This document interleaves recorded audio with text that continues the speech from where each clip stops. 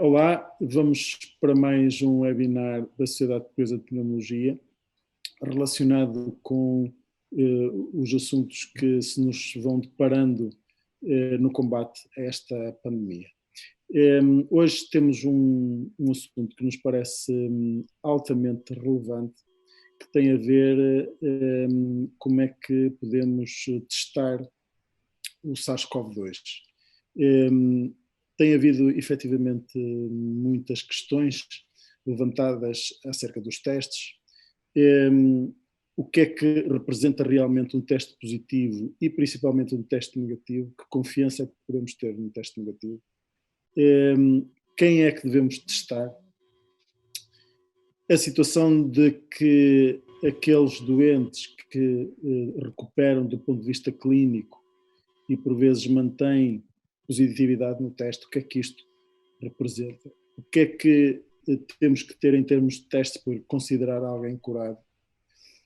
E agora, no futuro próximo, os testes serológicos que são tão comentados no sentido de serem essenciais para percebermos quantas pessoas temos imunizadas na população, a percentagem da população que está imunizada, sendo que isso é uma informação importante até mesmo pelas medidas de abertura que estão a ser neste momento pensadas e organizadas já para a próxima semana, da primeira semana do mês de maio. Para nos falar sobre este assunto, temos a sorte de ter o professor Marc Veldhoen, que é do Instituto de Medicina Molecular, João Lobo Antunes, e que é alguém que está vocacionado para esta área, que tem estudado esta área, que nos vai elucidar. Inicialmente, como é habitual, teremos uma apresentação e depois teremos algumas questões para melhor elucidar este assunto tão importante relacionado com o COVID-19. Hello, Professor Marc Veldhoen. Thank you very much for your participation. It's up to you now. Please. Thank you. So I prepared a small presentation which contains the basic information regarding the two main tests I'm sure we will talk about afterwards. So I will share my screen now to get that started. So there we go. So as you already introduced, I'm a group leader at the IMM in Lisbon for over 3 years already now. And my main interest really is basic immunology. So we are really verging now with COVID-19 crisis much more already to the clinical side as well. But that's something I want to immediately be quite upfront about. I'm not a clinician, so I probably cannot answer very detailed clinical questions about this, but I'm happy to talk about anything about the basics, how the test works, and what our interpretation is. So let's see if it works. Yeah, so very quickly, I don't think I have to introduce COVID-19 anymore, or the pathogen involved, which is the SARS-CoV-2. Most of us will be infected with coronaviruses very regularly. I have highlighted 4 here that really cause about 30% of the common colds that are quite seasonal. However, now we are dealing with a third, what is now really a pandemic. We had SARS-1 in around 2003. We had MERS in 2012, 2013, and now 2019, 2020, we have SARS-CoV-2, which is very similar to the first SARS. Now we have 2 diagnostic tests, and I will introduce them sequentially. So the very first one is the Pcr test, or the polymerase chain reaction. This really picks up on pieces of the virus itself. So on the moment you are infected with the virus, a little bit of material is taken, particularly from the throat or the nose area. From there, the virus particles are isolated, and a test that I will introduce in a moment can then tell you whether the test picks up a virus particle or it does not. So a condition for this test very clearly is that the virus has to be present. So this test will never be able to tell you if you have in the past been in contact with the virus. It is really an acute test. So, and I hope you don't mind. Of course, we do a lot of work on this on the moment, so there you go. O combate à pandemia depende de testes fiáveis que permitam detectar o vírus mesmo em pessoas sem sintomas da doença. Mas sabe como é feito o diagnóstico de COVID-19? Vamos ver. Primeiro, é recolhida uma amostra de muco do nariz ou da garganta, onde há geralmente uma grande concentração de vírus. O procedimento para testar a presença do vírus demora cerca de 5 horas. Ao chegar ao laboratório, procedemos à inativação do vírus. E de seguida, extraímos o material genético viral, que no caso do SARS-CoV-2 é o RNA. O próximo passo integra duas partes que acontecem no mesmo tubo: a conversão do RNA em DNA e a sua amplificação. O DNA passa por uma série de processos. Adicionamos sondas específicas para o novo coronavírus, marcadas com fluorescência. Se estas sequências se ligarem ao DNA, este é copiado e multiplicado em vários ciclos. Se for detectado um sinal de fluorescência, confirmamos a presença do vírus na amostra. O aparecimento desta fluorescência é mais rápido consoante a quantidade de material viral. Se não houver material viral na amostra, nenhuma fluorescência é detectada, o que significa que a pessoa não está infectada. No IMM, somos conhecidos por procurar perguntas. Desta vez, estamos cá para dar respostas. So that's almost a commercial break, but to highlight what is really going on here, we have 4 aspects on this slide. The first, so the top row, is in case a virus particle is present. So a little bit of the nose or the throat area is taken, just a little swab. This is placed in a tube. The tube we use to extract the nuclear presence, so the nuclear parts, that is RNA or DNA. This is isolated. Subsequently, the complementary DNA is made from the RNA, since coronaviruses are RNA viruses. And with probes that are very specific, we can then amplify that, and that amplification you will see in the test. So that's your positive test. Obviously, the same material, so the same cells from the throat or nose area, if they don't contain virus, it goes through the same procedure, but now you will see no RNA of the virus is present.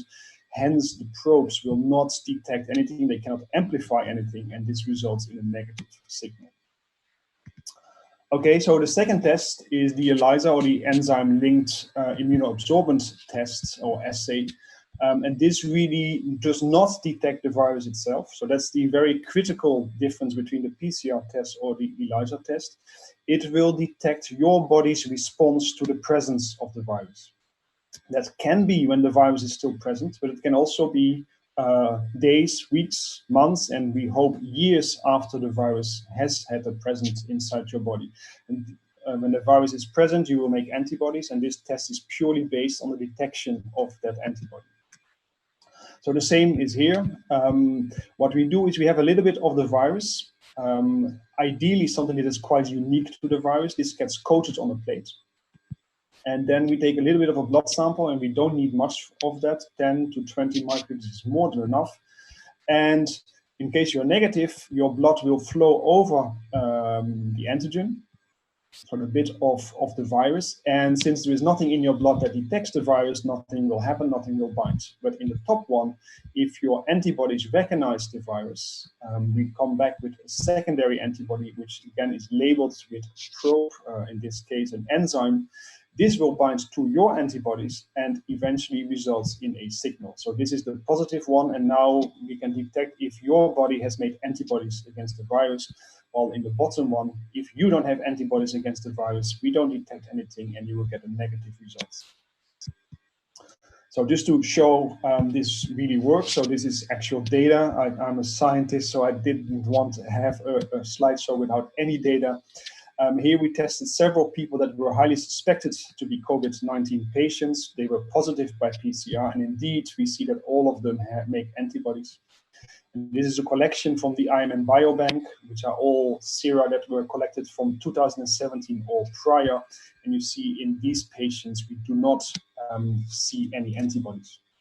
Now, what we do need to be careful with is that it takes our body a bit of time to make antibodies.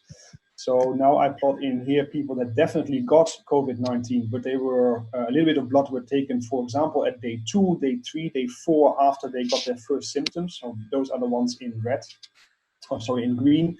And here you see not all of them test positive yet, because it will take time. So this test will probably not pick up everybody within the first 7 to 10 days after they have the real symptoms of having COVID-19.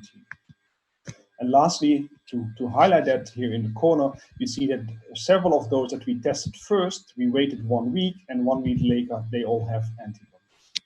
So that's really the underlying principle of immunology. It takes several days, about 7 to 10 days to make antibodies, and that is exactly what this test shows us again. Lastly, just to highlight, there are particularly 2 people that made some of the figures I just presented. They are actually part of the ELISA team at IMM, which are Patricia Campos and Berthe Blankenhaus. And then I thank you, and I'm happy, and I try to answer your questions. Thank you very much, Professor Marc Veldhoen. Well, I will make some questions. I will try to focus on the tests. But the first one, I'm sorry for that, is a more open question that is related at this time. What you think that who should be tested at present time, this phase of the pandemic? Yeah, there is a lot of discussion on that. So I don't think there is an exact right answer. At least I'm not strongly opinionated on that. I think anyone at risk or in contact with people that are at risk, I think it is a very good idea to test them if they have the virus. So to do the PCR test. Anyone who has been in contact with someone who tested positive would be extremely good to test those as well. So to really follow up who has come into contact with the virus, who has that person come into contact with, and test those as well. So that's a way to try and isolate the virus, so that the spread of the virus doesn't go from 1 person to 2 or 3 people, but that we will try to bring that under 1. So slowly the virus will then run out of steam because it cannot infect enough people, and it will eventually disappear from the population. The ELISA test is a different matter. The ELISA test tells us roughly what is the percentage of people in the country, for example, that have had the virus. And this might allow governmental organizations, first of all, to prepare for a possible second wave, or to consider if those people that have had tested positive and that have had antibodies, if those will be the first people that might return to work. This is controversial because this opens up lots of questions, scientifically as well as ethically. Okay. And if we make the tests, the PCR tests, if they are positive, are always positive. There is false positives with these tests, or no? The test is very sensitive, meaning that even if you don't have the virus anymore, so imagine your immune system has cleared up most of the virus, but there will still be some viral particles around in the cells. Now the test can still return a positive result. Yeah. So the virus is no longer alive, but there are still viral particles around. And because of the incredible sensitivity of the test, you might still get a positive result. Yeah, that explains those patients that are recovered, that are clinical recovered, that persisted with positive tests. But it's possible to have a person without the virus that have positive test? In theory, not. So the probes that pick up the virus are very specific, but you can never say it will never happen. But every test will have a few false positives that can be because of the testing environment, meaning that in the laboratory where the tests take place, there is a small contamination. There was a big case in America where some of the tests were contaminated, for example. This is something that can be avoided. So if all of that, with quality controls, etc., in place, in principle, the test should not give you a positive result. But we are 7 billion people on this world, and something will eventually happen somewhere. So it is never guaranteed. But the PCR test is very specific, very sensitive. So if it gives you a positive result, I think you are very likely to have the virus or have had it, and there is still some remnants around. Okay.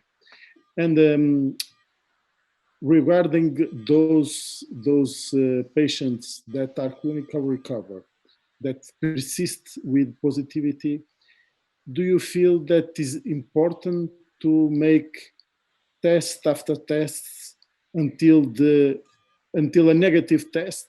And if they have a negative test, they are really negative? Yeah, it looks like there are several cases where people clearly tested positive, and now it's 6 or 8 weeks later and they still test positive. This is clearly a majority.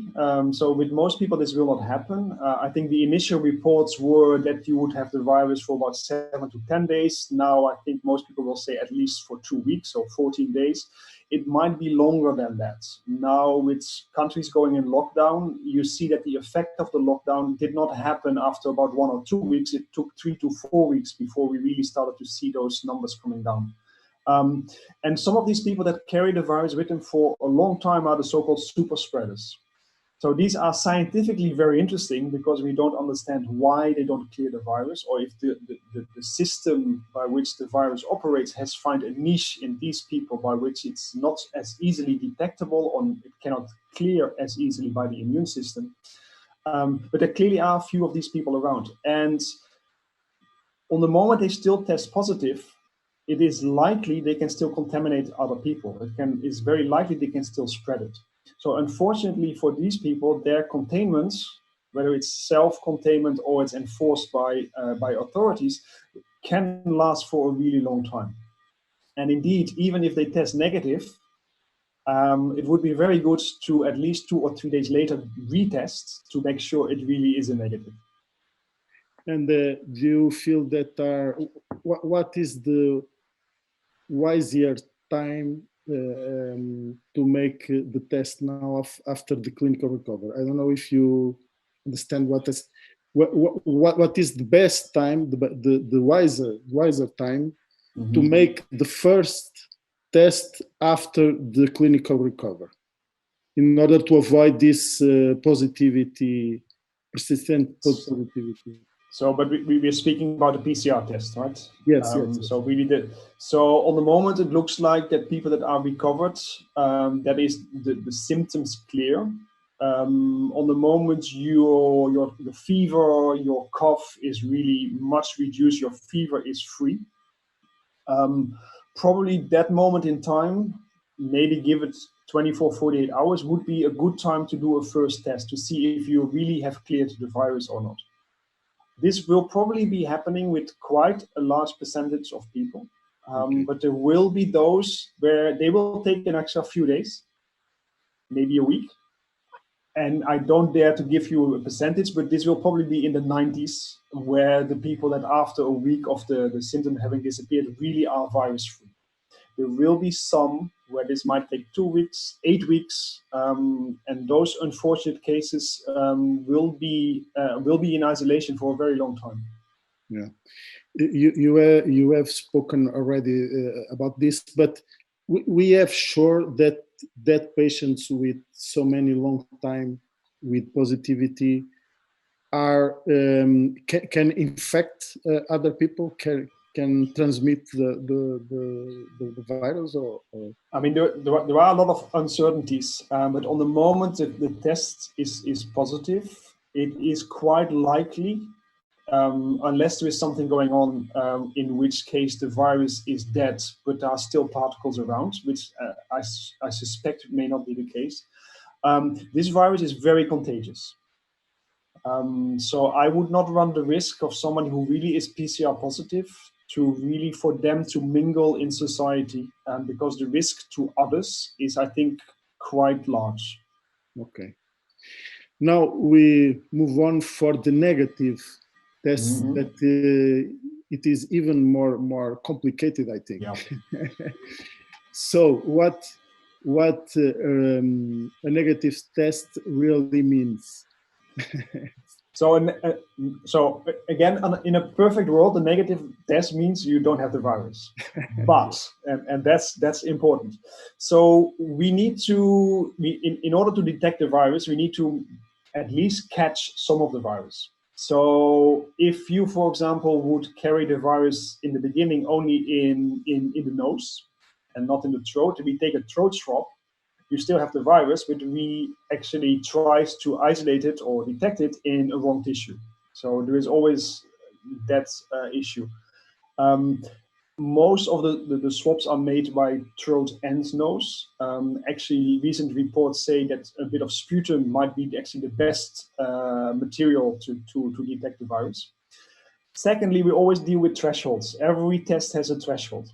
So if you have the virus, but there is very little left, or you're at the very beginning of the infection, the amount of virus that is in the test tube might be so limited that we cannot be sure the test is positive.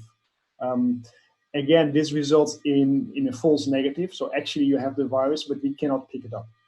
And this, again, counts for every test. Every test will have false positives and every test will have false negatives. Okay. And if a suspected person has two, if we have one negative, and if there are suspicion of disease, we have to make another test, a second test. Yeah.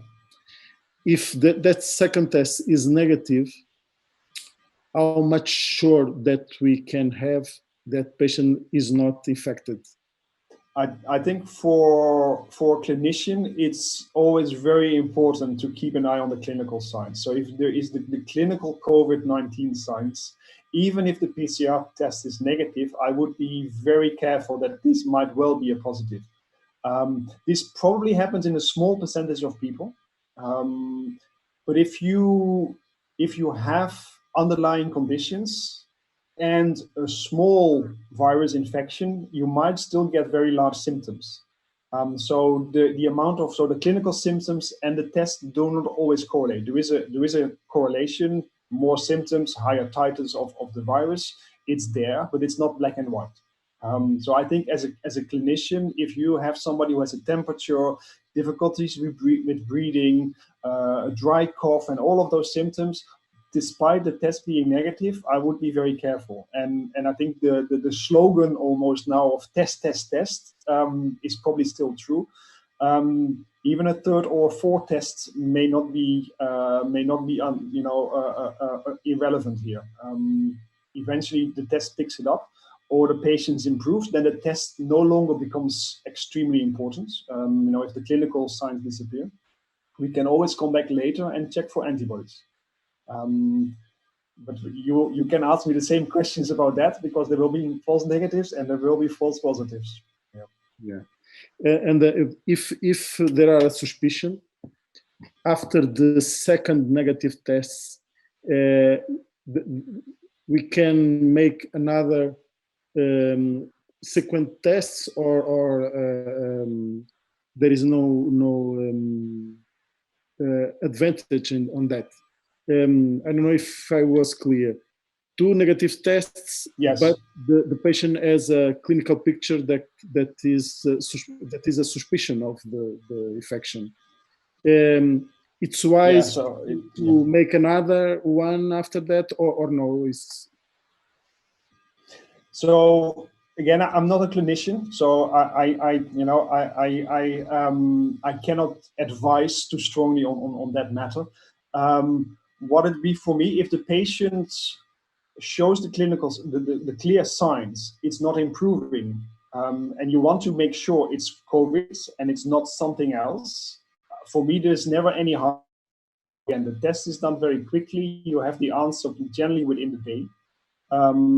So maybe not take the test in the morning and in the afternoon again, allow a day or maybe 2 days in between. If the patient is improving, then maybe doing the test is not so relevant anymore. Mm-hmm. And nowadays, especially in the next weeks, we will want to make some exams that was forbidden until now, and usually the physicians that perform that invasive exams, for instance, the endoscopies and so on, they want that all the patients made the test previously. So if an asymptomatic patient has a negative test, we have some sensitive values about what this can mean in an asymptomatic person. As far as the PCR test is concerned, I'm not sure.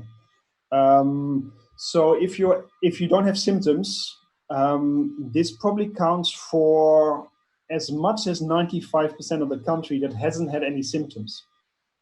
And this is not an absolute figure. So based on screenings they have done in other countries, we suspect that the number of people that have had contact with the virus might be in the single digits of percentages. Some countries claim about 3%, others are about 5%.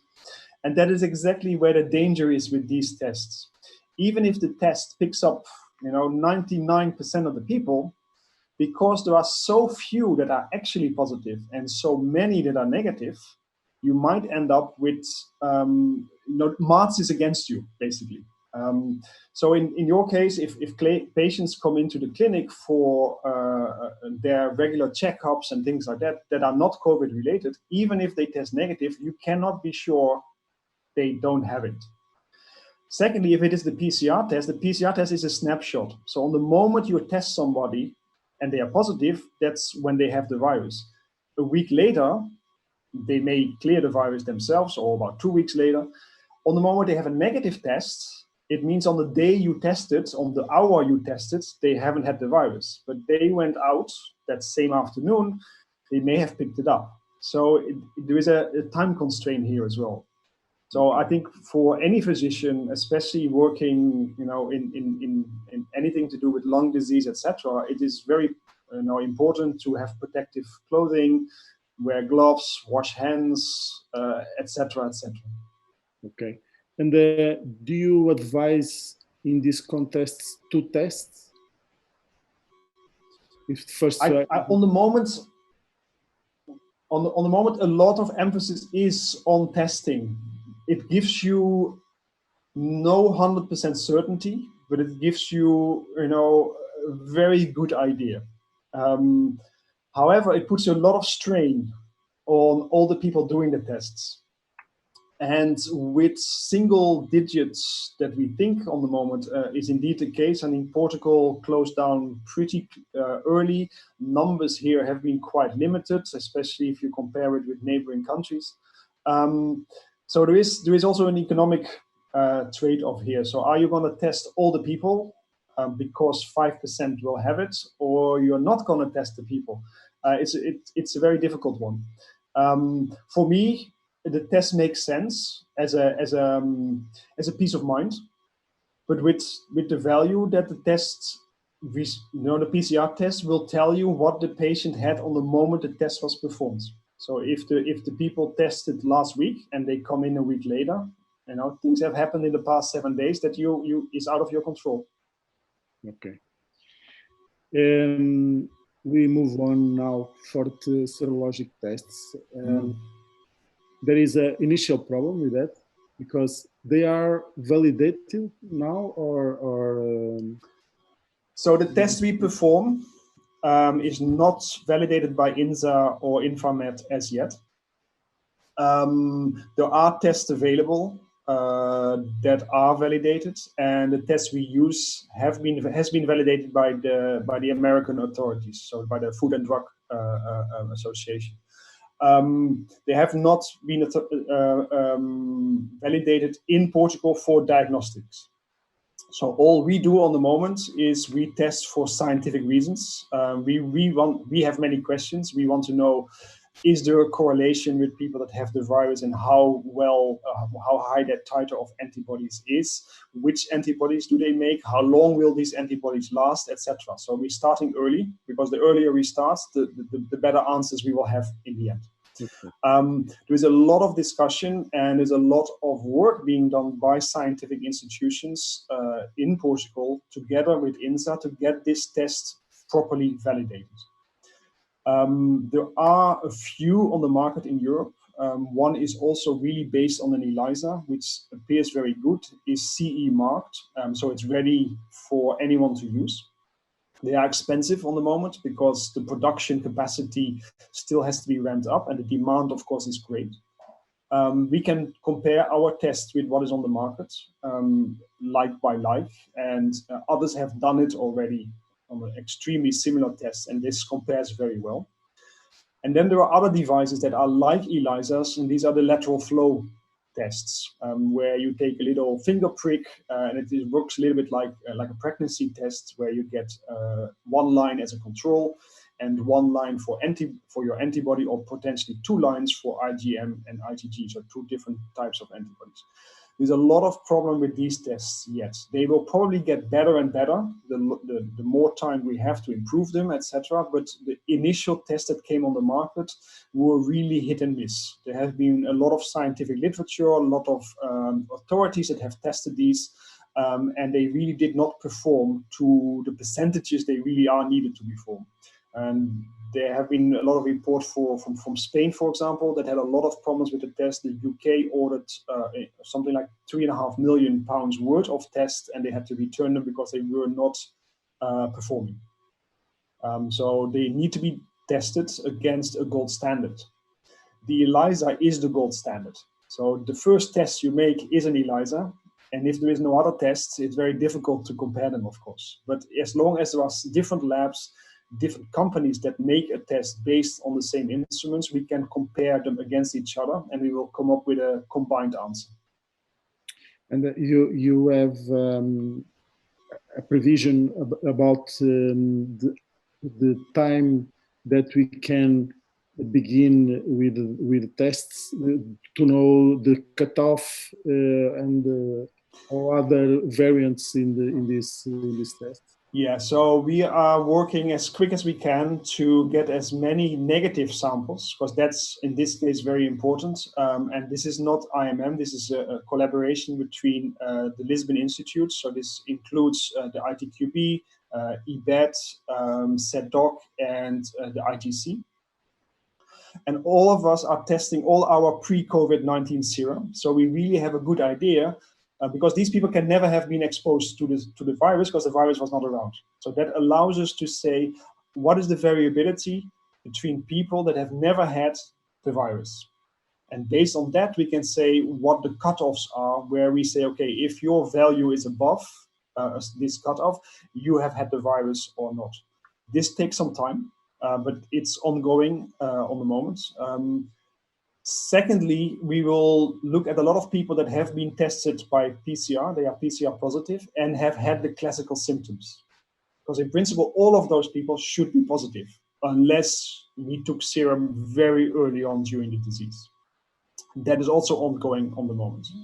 And from that, we need to bring a case, well documented, with all the variabilities we tested, etc., to get it approved. So this will take some time. However, this is in the process and this is speeding up. So it might be a matter of several weeks. But don't hold me to it because I have no control over this. In the meantime, there are some commercial tests available already. And I know INSA is starting a small-scale test, I think this month in May. And I cannot remember the exact number, but these are board tests from a company in Germany. And they are also based on the very same principles as what we are doing. And we can compare those two with each other. And we can buy those tests ourselves, compare our tests, and again, make a case towards INSA that these tests are really good. How good, what the exact numbers are, we can only confirm once we have done lots of negative controls and lots of positive controls. Okay. Thank you very much. A last question. Question that is also a clinic. We begin and end with clinical questions. There are some even Portuguese hospitals that are considering to use the antibodies from infected people who administered that in the patients, more severe patients. Yeah. What do you think about that, and what are the data that we have regarding with it? So this is happening all over the world at the moment, and the effects are very positive. However, the testing procedure takes a bit of time. So from the general ELISA test or maybe lateral flow tests, we will identify people that have very high titers. So they will be the prime targets. If you make a lot of antibody, we can take sufficient amount of blood from that person to really treat several people. However, the next big important thing is to test the quality of those antibodies. So you can make a lot of antibody, but if they are not very powerful, then you're still not the right person from whom we want to harvest the antibodies. So for that, we need to do a lot of in vitro work. So we need to grow cells, and we infect the cells with the virus. And when the virus infects the cells will die. So what you see then is you get a plate that's full with cells, and there where you give the virus, you see patches of cells that have died. Now you do the same test, but you give antibodies of a person that has a high titer and which might have very good antibodies. And those antibodies, if they work, you will add the same amount of virus to the same cells, and now you don't see patches of dead cells, meaning the antibody has really prevented the virus of entering the cell. So these are really the most powerful neutralizing antibodies. So those tests need to be performed in a lab. And those people that will have those antibodies will become very interesting for pharmaceutical companies, hospitals, etc. And I think there is a European network where they try to identify those people. They have had contact already with institutions in Portugal, in hospitals and research institutions to identify those people.